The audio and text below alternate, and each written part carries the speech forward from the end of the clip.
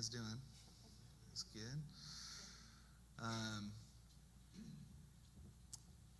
Yeah, all right, let's just get started in our teaching. All right, so this week we're going to continue in this series. This is part 5 of EIKON. And the name of this particular teaching is Ego, AMIGO. Is that a question? Ego. You guys heard that word before?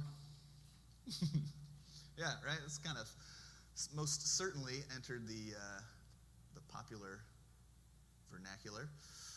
And I just wanted just to start, ego. What is this? What is this thing? What do you think of when you hear that word? How do you define it? Explain it.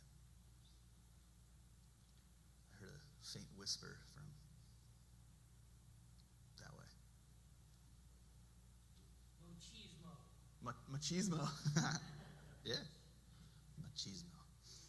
It's a fun word. Inflated.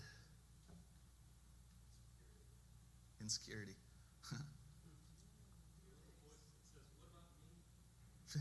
Fear-based. This little voice that says, "What about me?" Does it stand for edging God out? Edging God out? That's not my original. I heard it in the book. Yeah.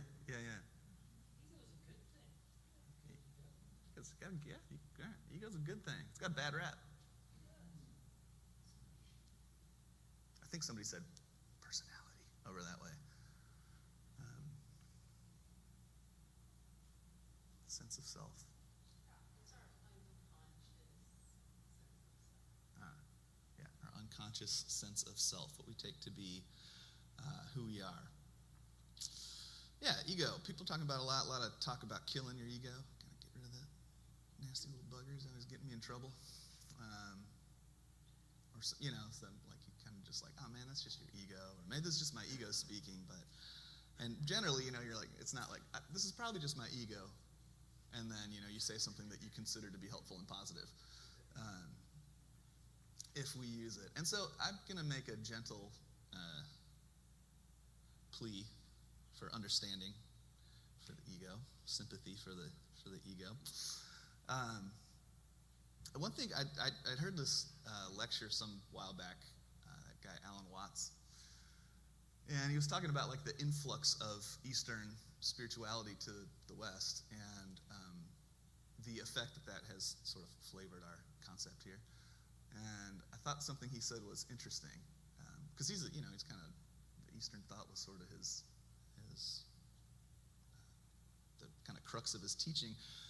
But this one lecture I heard, and I couldn't find it. I Googled all over the place, and I should have written down what it was called, but I can summarize the thing that was interesting to me from it.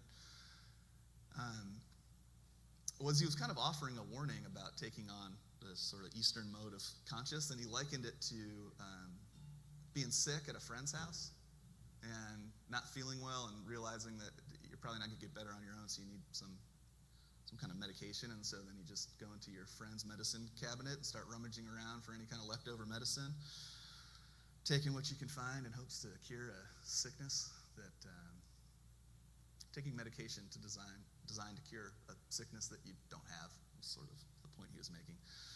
And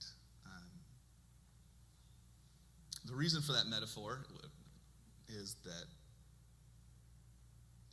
importing and applying this is ideas that come out of a culture that is like has its own philosophical traditions and deeply held understandings of what reality is and how it operates, and that the Western world has had very little to no like the airplane just came to be like pretty recently. The internet's still a baby. My grandma lived to be like 95 years old, and she remembers when the lights came on, when electricity first came to her little farm town in Indiana, and she lived long enough to have like a Facebook page. Like that's like we like there's no way that we're on some weird evolutionary like right here, and if we don't blow the world up in the next couple years, I'm pretty sure that when people are surveying the history books, they're going to have great sympathy for us and all of this information that we're trying to accommodate and understand and integrate. And so, not knowing a culture, philosophical system that's thousands of years old from the inside at all, and having a little exposure to it should at least give us sort of some caution. Because whether we realize we're doing it or not, we're filtering these concepts and ideas through our very Western flavored values, and it takes a lot of awareness and patience and slowness to see what it is that we're actually thinking and understanding, and before we can even possibly know what to do with it. So this is ego, AMIGO, and we'll begin with a few quotes. Here's Carl Jung. He says, "Those who look outside dream, and those who look within awaken."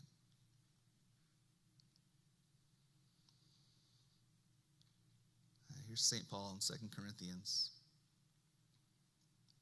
He writes, "Our only source of confidence is our trust in God through Christ.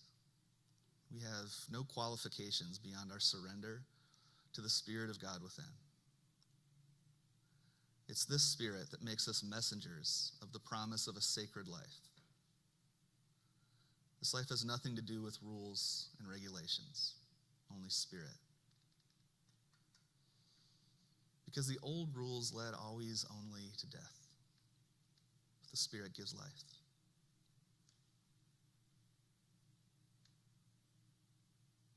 And here are words attributed to Jesus from Mark's Gospel. Follow me and be like me. Become so lost in God that you forget who it is you think you are. If you hold too tightly to any construct, even your best ideas of God and yourself, you'll watch them join time's persistent march to the grave. So let them go today and discover what's real and everlasting. Ask yourself, is full immersion in this material world's temporary pleasures truly rewarding? Is it worth wagering that which is eternal and unchanging within you? You must let go.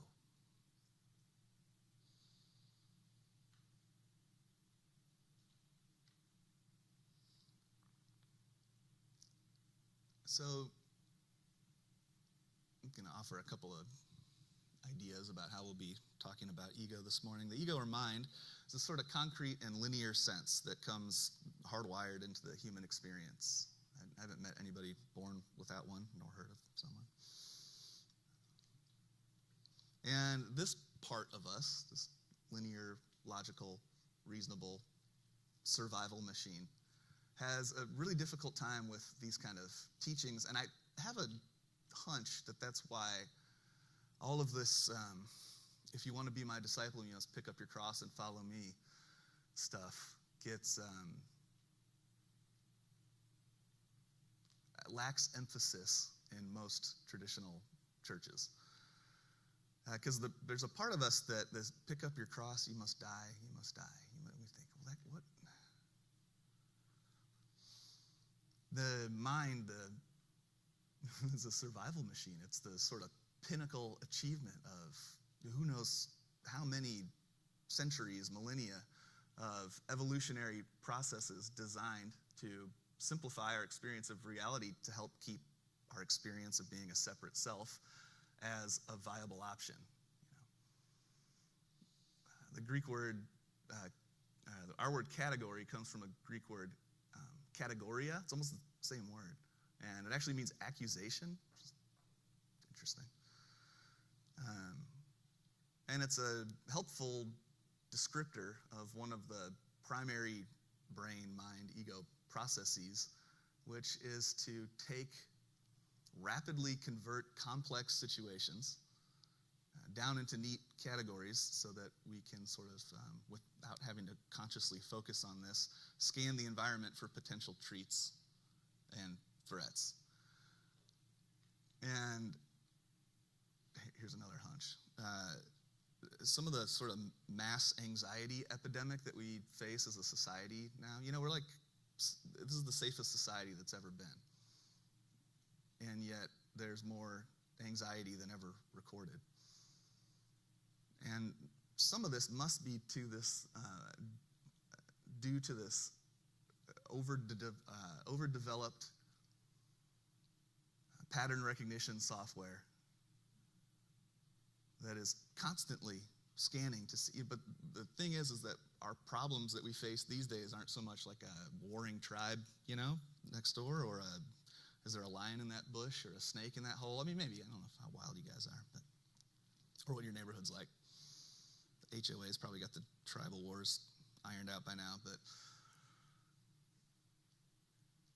but our mind has been developed to this point for a reason, and this is another kind of like evolutionary steep learning curve moment that we have.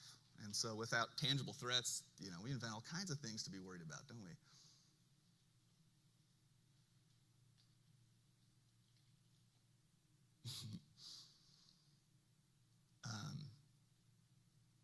Are you guys good at multitasking? Can you do that well?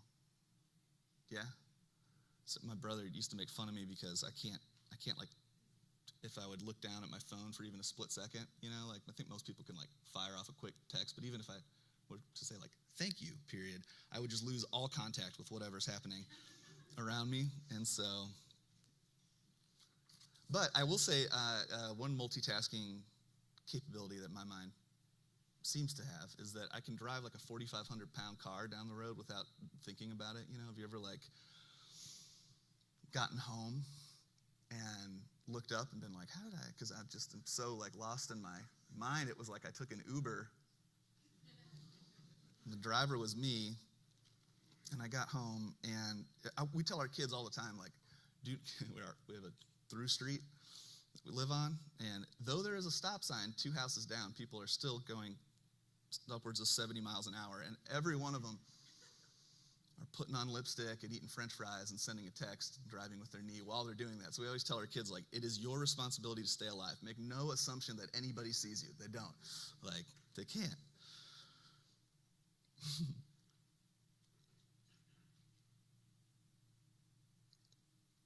But the mind is it's a wonderful machine to behold and an incredibly useful tool, but a terrible master.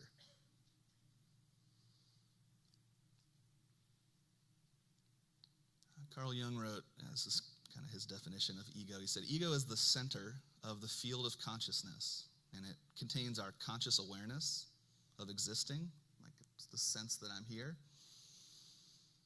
and a continuing sense of personal identity and continuity. It's the organizer of our thoughts and intuitions, our feelings and sensations. It has access to our memories, at least the ones that are not repressed. All right, sit with that for a minute. And tell me what you notice, if you'd like.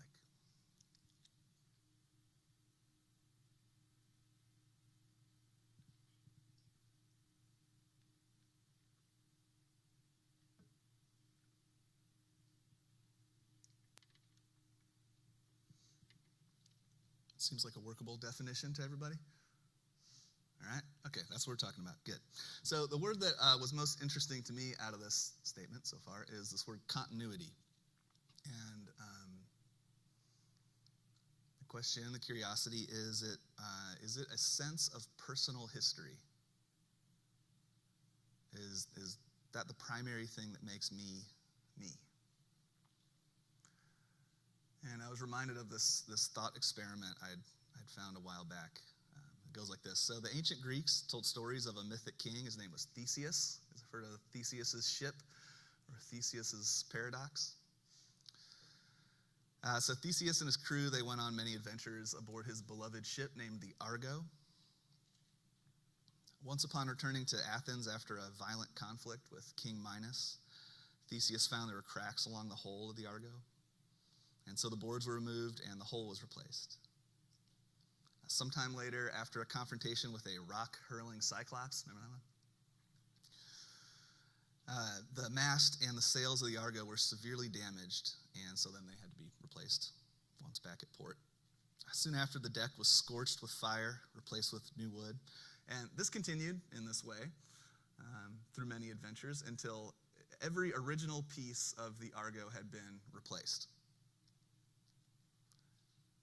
Unbeknownst to Theseus, the ship custodian had been quietly gathering all the discarded pieces of the Argo, and he repaired each of them and eventually reconstructed the vessel. Which one of these is the Argo?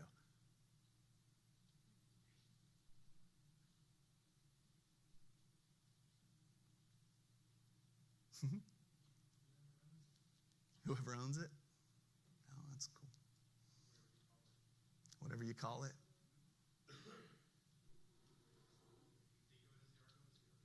If you think of it, oh, okay, all right. If you think of it as the Argo, I guess it's the Argo.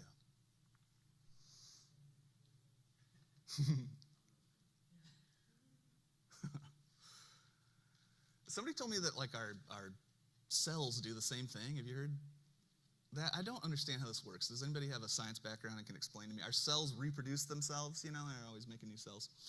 And every 7 years, we've completely replaced inside and out every cell. We're a completely new creature somehow, from esophagus to epidermis.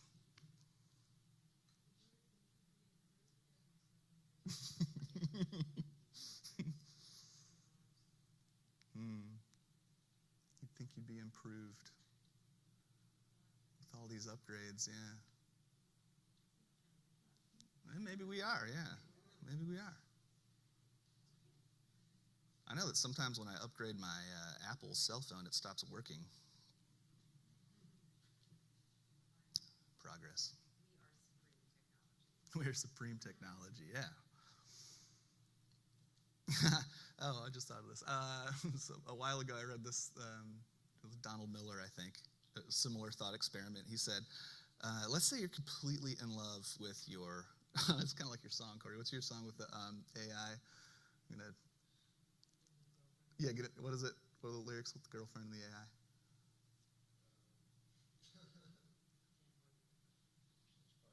Yeah, the trade. I'm trading my girlfriend for one of those AI robots. Oh, yeah, I heard this other thought experiment that's along a similar line. I remember Donald Miller said, all right, so you're in love with your wife, and you love her with your whole heart. But let's just say some technology came out, and I was able to offer you something exactly like your wife, except just a little bit better in every category. Just a step up. Give me a list of everything you love about her, and I can build you something that's her just slightly improved. Are you going to go with a robot or your wife? And everybody says, well, my wife?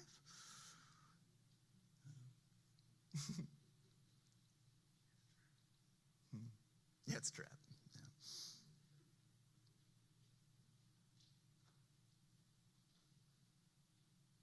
So there's some things like, I'm not my skin or my esophagus. There's something else going on in here. There's this, what is it that makes you, and me, me? Where does a sense of self come from?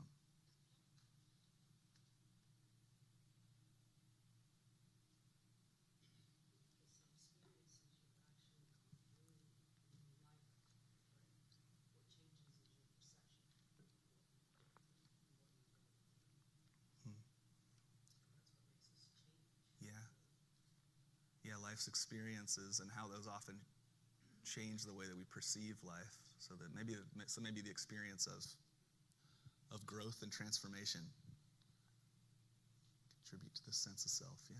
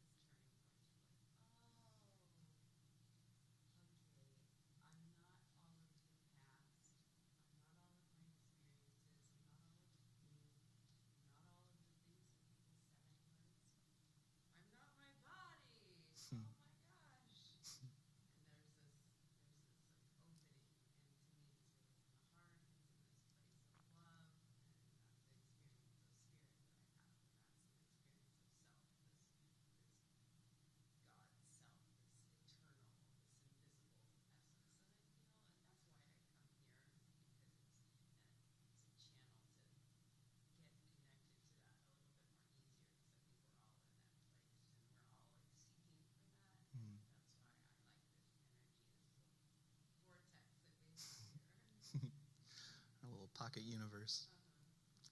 That was beautiful. Thank you. I can't summarize it. You have to talk to Amy and ask her what she said afterwards.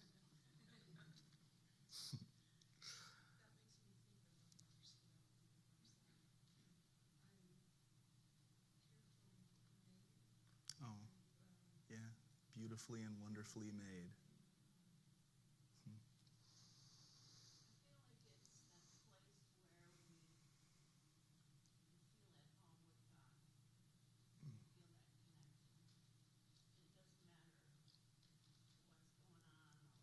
Feel that connection. It doesn't matter what's going on or anything else. It's where we feel completely at home with who we are and with our connection with God. Maybe what makes me me is the place where I feel completely at home. At home with God, and all the concerns about what it is that's happening around here and out there, that they don't disappear, but they lose some of their intensity. I like to play this little game where I come up with ideas, and then I try to think about ways that the Bible contradicts them, because I got all this like Bible verses jammed in my head from a lifetime of Christianing. And so I wrote down a couple of sort of self-identifying markers, they're things that came to mind that I thought, generally speaking, kind of give the ego this sense of self. Like, all right, this is who I am, and this is what makes me different. And then I enjoyed the way that the scriptures seem to just delight in poking holes in some of these ideas. So I'll read a few of them. Is it our continuity, our sense of continuity, our memories that make me, me? And then Isaiah says, "For behold, I create new heavens and a new earth, and the former shall not be remembered, nor come into mind." And this reminded me of looking into my grandma's eyes when I was visiting her. Thanks to Jess, who, by the way, I was like, "You should really visit your grandma." She's a good person. I may have missed this if not for that. My grandma was in a memory care facility, and she was pretty close to the end of her life. And I sat there with her, and I looked into her eyes, and I could see that she was my grandma, even though she couldn't tell who I was, or who she was, or where she was. And as she struggled to connect ideas and even form language, I saw in her eyes that she was this woman I had already known, and she was more at peace in that moment and towards the end of her life than I'd ever seen her for the rest of her life. It was almost like the unloading of those memories was like a burden lifting.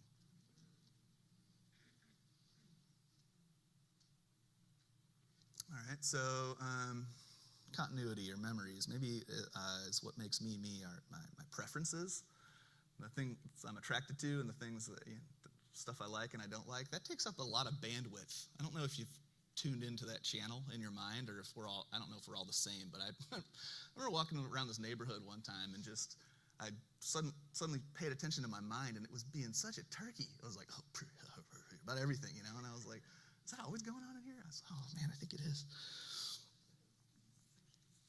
What makes me me is it, for a long time I was pretty sure it was like how many rock and roll shows I'd been to and how many t-shirts I had that proved I was there, Hey, caramba. Is there preferences and aversions? All right, here's Matthew. He says, "Judge not, lest ye be judged." All of that is judgment. In the same way you judge, it will be judged, or you will be judged. And with the measure that you use judgment, it will also be measured to you. We often interpret that as meaning God has got like a scorebook up there, He's kind of keeping an eye on you. He's like, well, that's a little judgmental. That's only a half tally, but this is the one thing, and it's going to get you at the end of the road. But the context of that statement is just like, if you go around judging everybody else, you know what everybody else is going to do to you? If you say, you wouldn't believe my friend so-and-so, you know what your other friend that you're telling is going to think? Don't tell this person anything.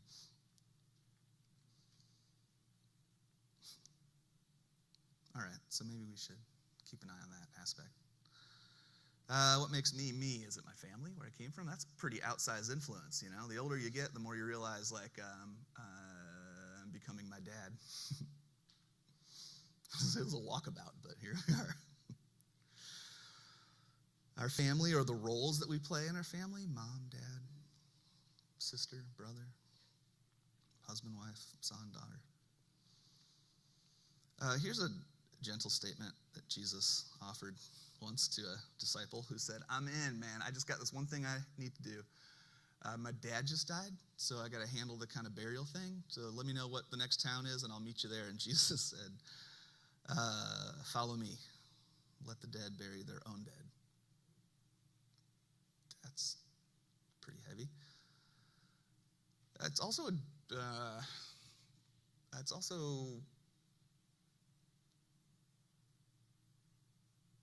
encouraging somebody to break one of the 10 Commandments, which was probably relatively controversial.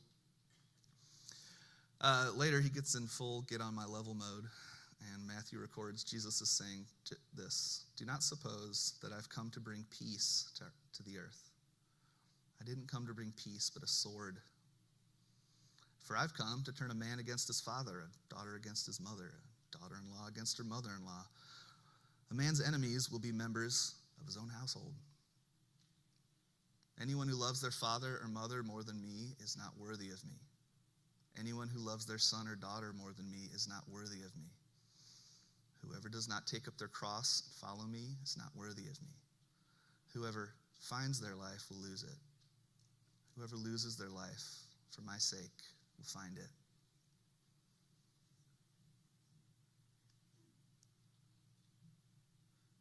These are the statements that make you curious as to how the sort of family values platform in current politics, as Christianity undergirds the, you know what I'm saying? Like, what's going on here? Where is Jesus speaking from? How do these words make you feel?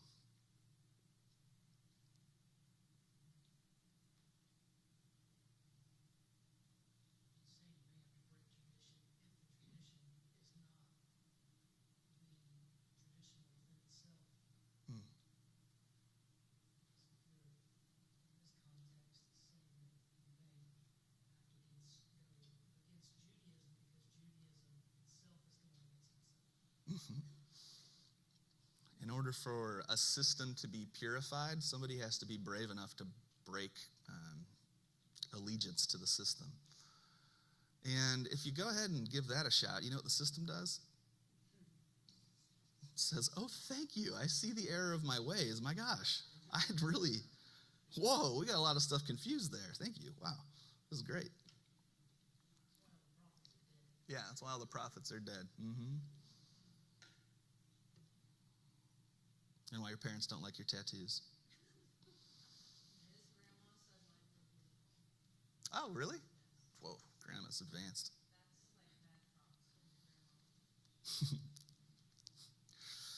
Okay, how about political allegiances, or our religion? Is that what makes me me? Or sexual preferences, or our social standing, or our gender? Here's Colossians and Galatians. In the perspective of eternity in the kingdom, St. Paul says that there's no Gentile or Jew, there's no circumcised or uncircumcised, there's no barbarian or civilized, there's no slave, there's no free, there's no male, there's no female. What there is Christ. Christ is all and is in all.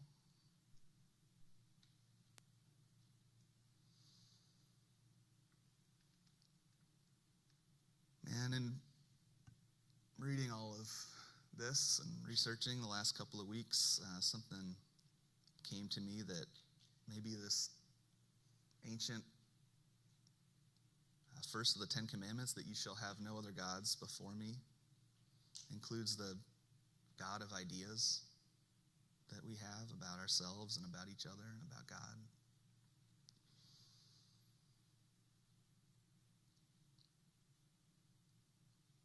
So if the priorities and the preferences and the continuity and the family and the roles and the allegiances and even the most deeply felt experiences eventually just evaporate like a dream, an illusion, what is it that remains? What makes you, you?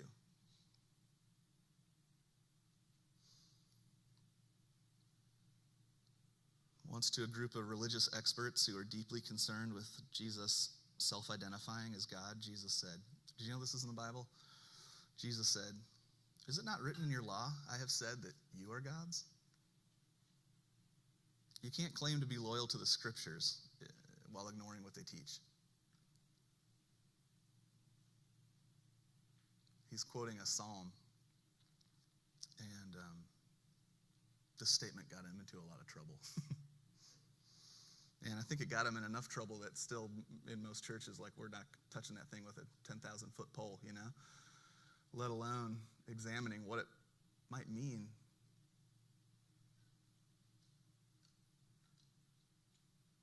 I think a possible clarifying statement comes a little bit later. When Jesus prays and says of his followers that I've given them the glory that you gave me, that they may be one as we are one. I and them, you and me.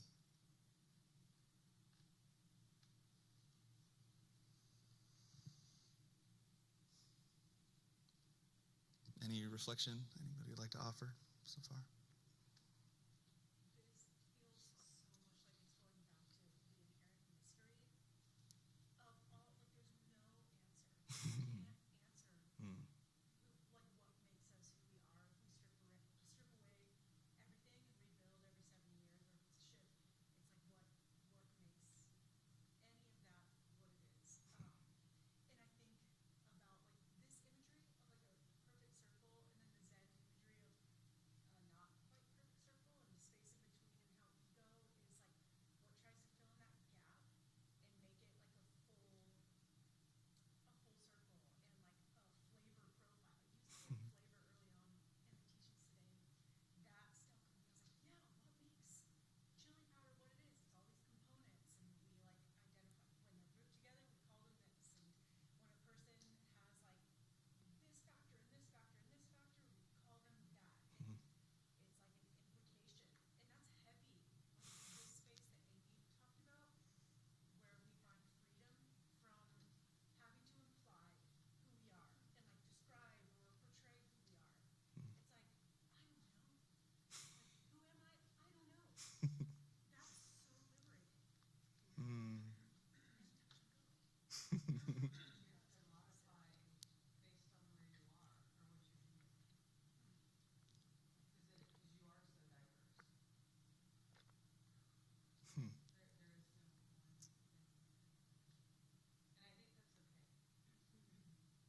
Something is the spice of life.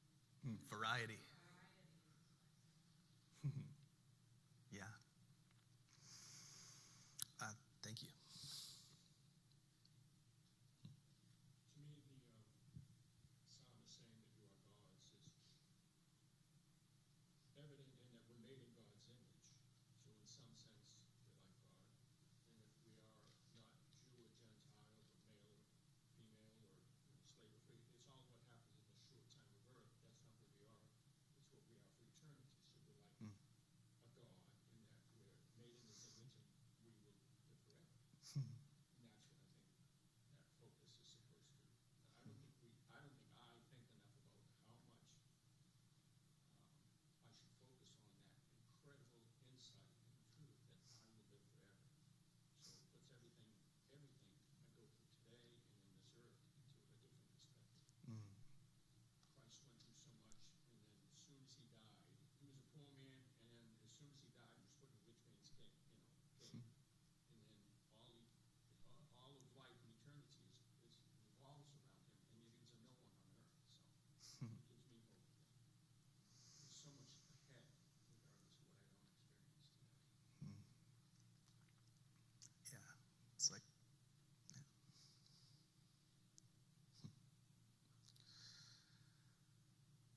yeah. Some of the avoidance of these ideas in the West are probably because the West has an incredibly well-developed ego. And if ego gets a hold of this idea, we are gods, we're like, ooh, all right, and that's the thing. That's the temptation of the snake in the garden. But around the part and piece of us that wants to patch everything up and explain it perfectly and reduce the mystery to 6 easy steps. Like, around that part is this place of homecoming you mentioned, Roberta, that truly doesn't need anything at all.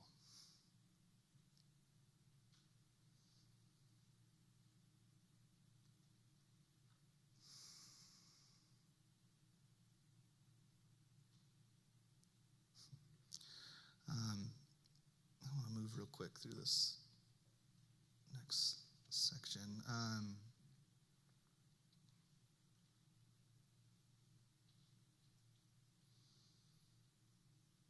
So I spent a decent amount of the last decade trying to kill my ego, and then I somewhere along the way realized that it was like still a baby, and that's pretty awful. And that maybe the little baby needs to be raised before I can sacrifice it to God.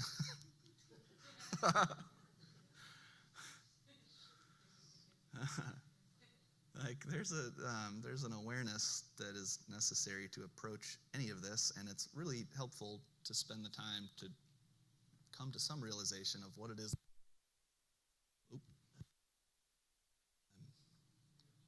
Back.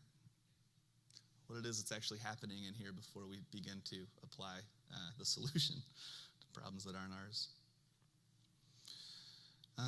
At the center of Jung's model of the psyche is what he calls the self, and this is the aspect of our being that is what we're describing in Jung's language. It's at once one with God and creation, and also one with the totality of our internal world, both our conscious modes of being on top, ego and persona, as well as our unconscious modes, shadow, anima, and animus.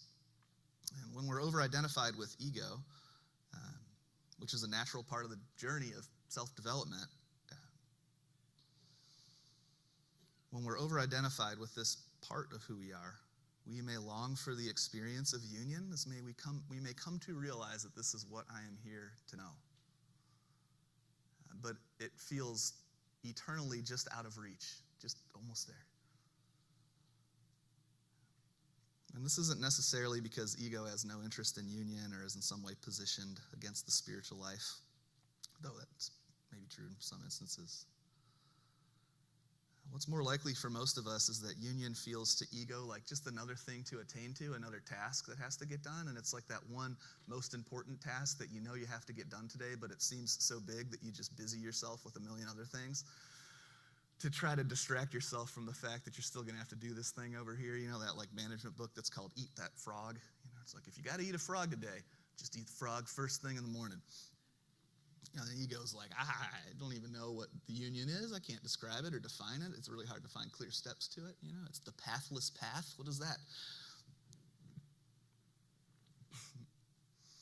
There's a couple of terms of Freud's that we'll borrow real quick. The id and superego. You know, the id is like the manager of the impulse factory in here. You know, it's always like manufacturing stuff that we want to get and need to have. And it works on the pleasure principle and cannot, does not, will not take into account the potential cost of reaching for this, that, or the other. It's just, yeah, get it, got it. It's kind of animal part. Much to the id's chagrin, living right next door is the superego, and this is the part of us that's internalized all of the societal values that we've been trained on. It's the moral part of who we are. And it sort of functions as id police, you know. It's like, that's not a good idea, that's not a good idea. And in between the two, in Freud's concept, is ego. And ego is like the mediator between the two, trying to negotiate a shaky ceasefire between two parts of ourself that cannot see or process reality in the same way. And this sort of, are you aware of this kind of soap opera that's always happening in the unconscious of our day-to-day life? Superego is keeping an eye on both id and then also punishing and shaming and making ego feel guilt every time ego says, all right, id, I think we can probably go for that. You know, you can't just totally suppress this thing or it's going to move to a kingdom next door and start a revolt against you. And this funny little dance is happening inside of us at all times.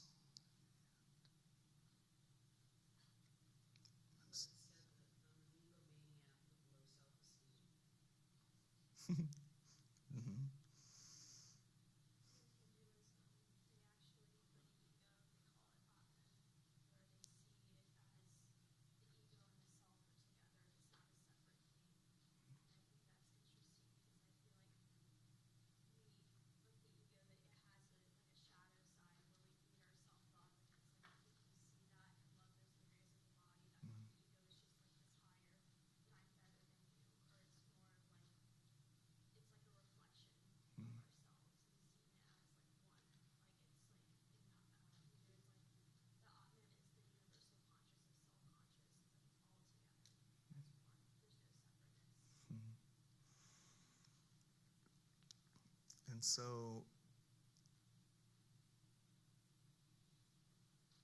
And so how is it that we come into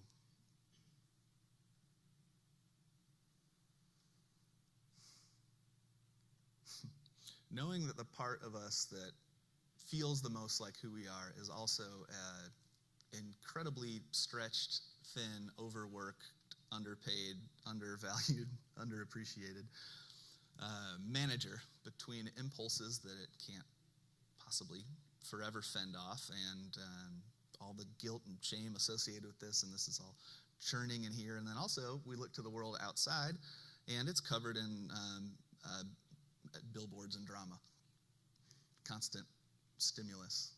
Ego's also, see, I started to feel kind of bad for this little guy in here.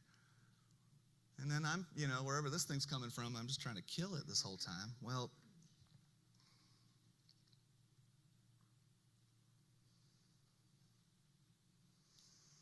to this part of who we are,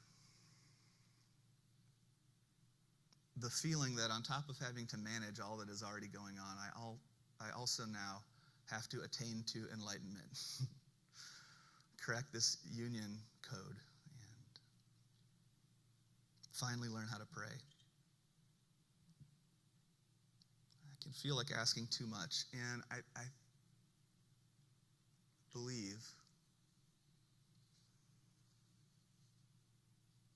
that it feels like too much because it is too much, because it cannot be accomplished from that part of who we are. And what this part of who we are needs to learn and needs to be introduced to is the reality that no matter how strongly it's felt, it is not the totality of our being. And I think that this is why the scriptures have so much to say about rest. Corey, you can come up now.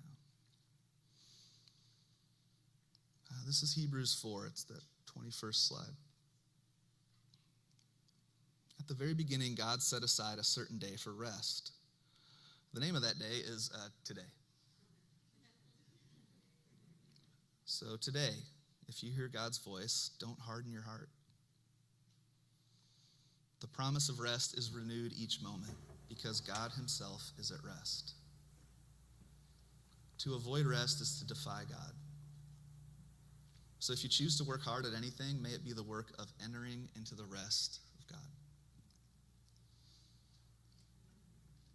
Psalm 131. I do not concern myself with great matters. I don't want to be the king of the mountain. I haven't meddled where I have no business or fantasized grandiose plans. I've kept my feet on the ground. I've cultivated a quiet heart, like a baby content in its mother's arms. My soul is a baby content. And here's Jesus' words in Matthew. Christ within us says to us now and always, are you tired? Are you worn out? Are you burned out on religion? Come to me. Get away with me and you'll recover your life. I'll show you how to take a real rest. Walk with me, work with me. Watch how I do it. Learn the unforced rhythms of grace. I won't lay anything heavy or ill-fitting on you. Keep company with me, and you'll learn to live freely and lightly.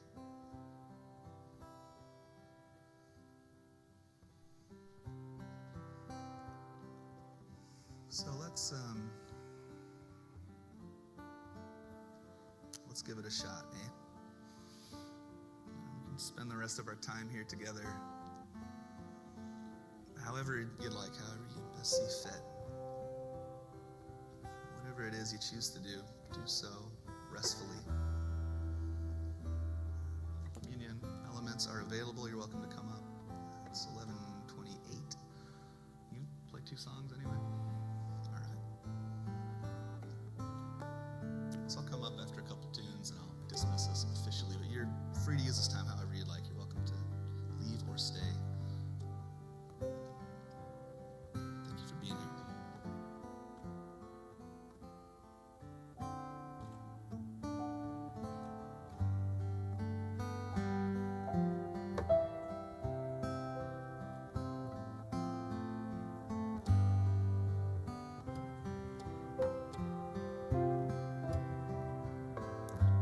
Your peace is a river, the ever-present wind, more joy than the ocean can hold. Whatever happens, your silence consoles. It is well with my soul. It is well with my soul. It is well with my soul.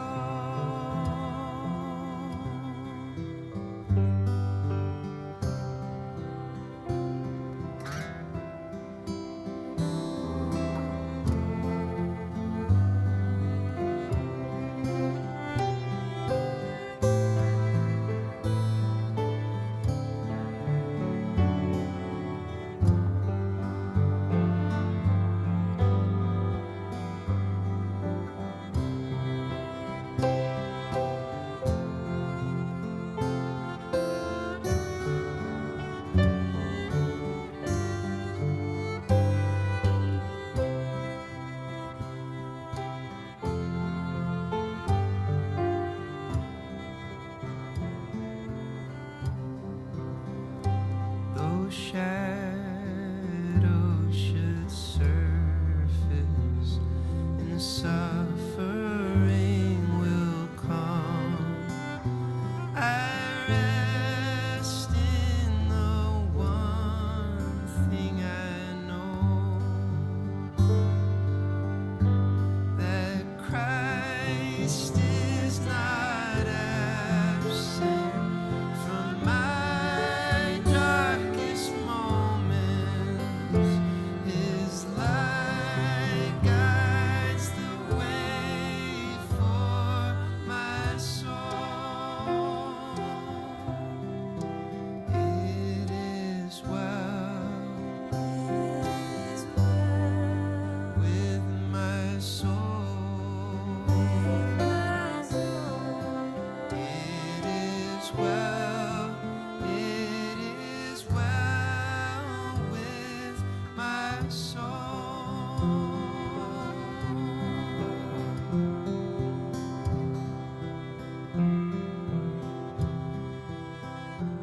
My tendency to live my life lost in anxious thought, my sense of separateness from the whole melts in the presence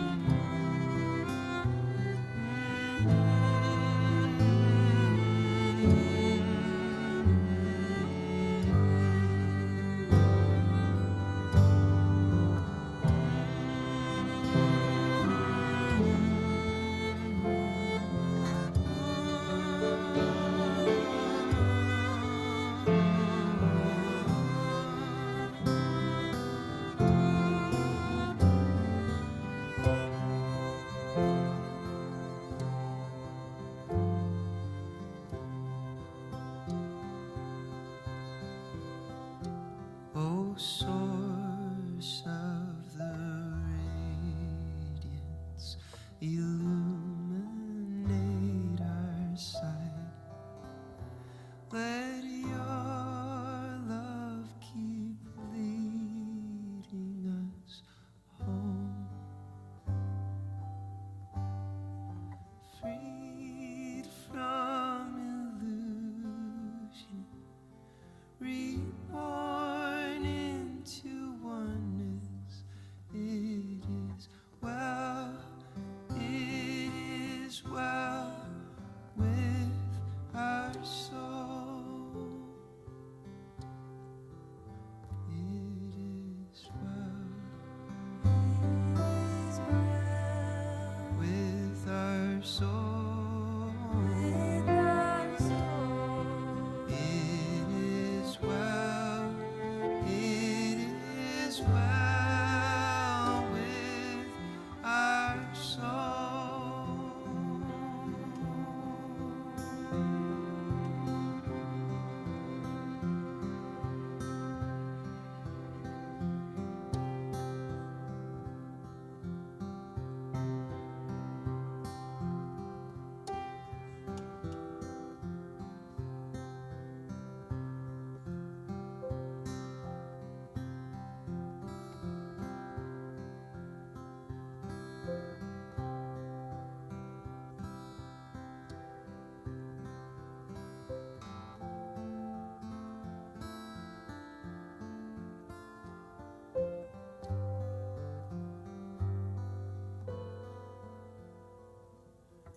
Open the eyes of my heart, Lord. Open the eyes of my heart. I want to see it. I want to see it.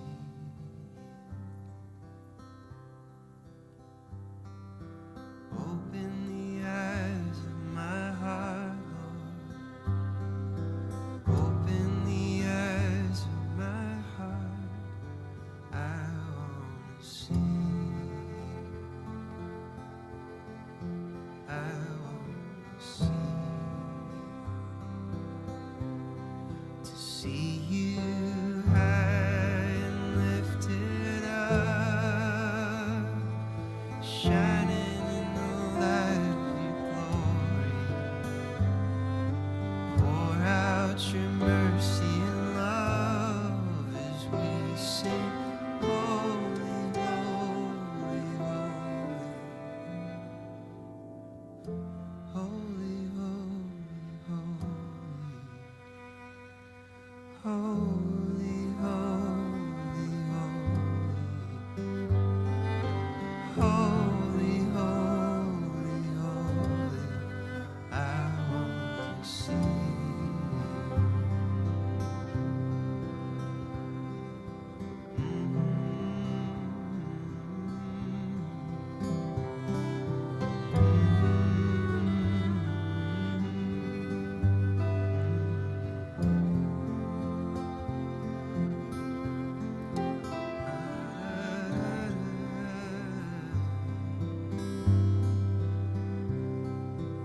Open the eyes of my heart, Lord. Open the eyes of my heart. I want to see. I want to see.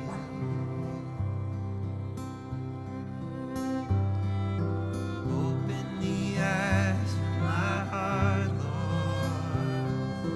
Open the eyes of my heart. I want to see. I want to see you high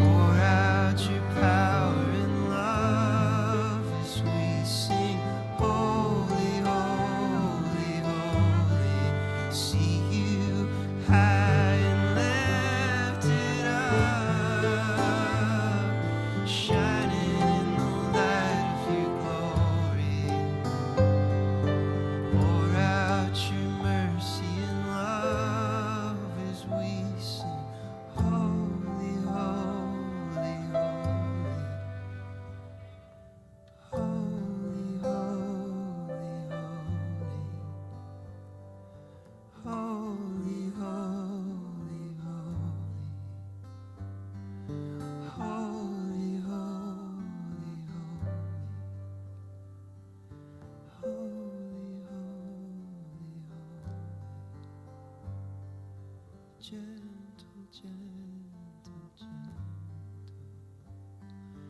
Father, Father, Father, holy, holy, holy. Mercy, mercy, mercy. Presence, presence, presence. Holy, holy, holy. Gentle, gentle, gentle.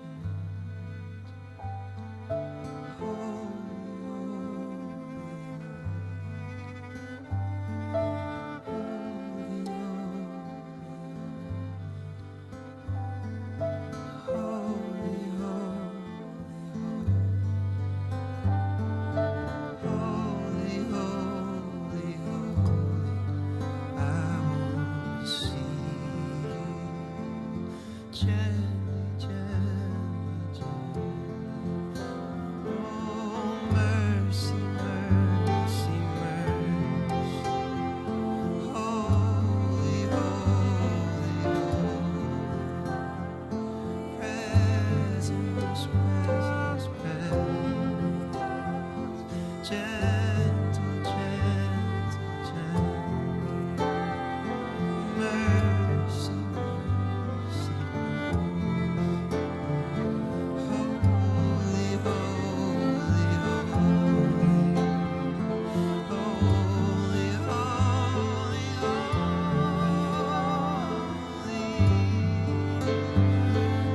Mercy, mercy, mercy.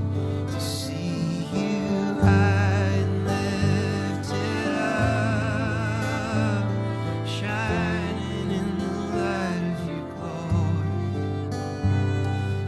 Pour out your mercy and love as we sing, holy, holy, holy. See you high and lifted up, shining in the light of your glory. Pour out your presence and love as we sing, holy, holy, holy.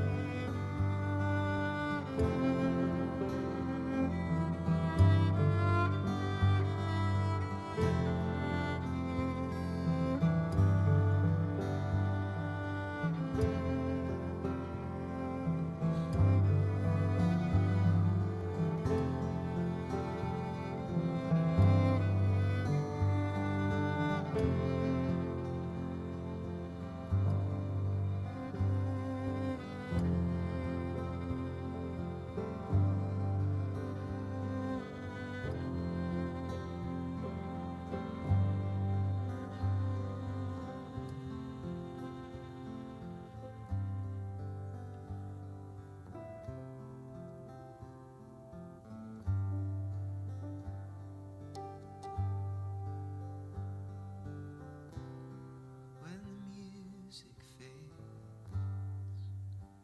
all is stripped away, and I simply come.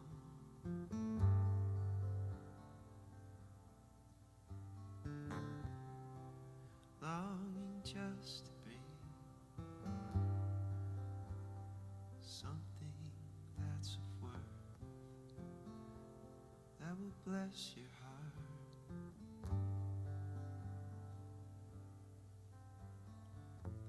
I'll bring you more than a song, for a song in itself is not what you have required.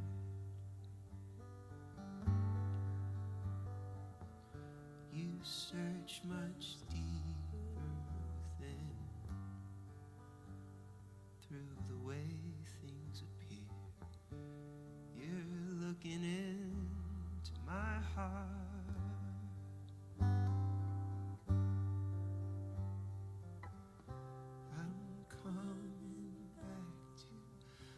heart of worship, and it's all about you. It's all about you, Jesus. I'm sorry, Lord, for the thing I've made. It's all about you. It's all about you, Jesus.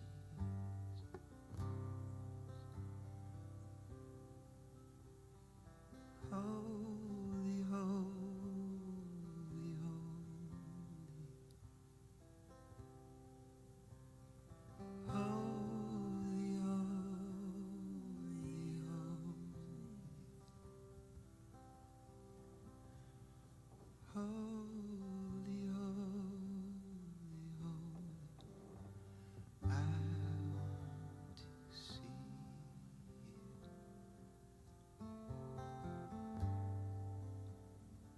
I want to see you.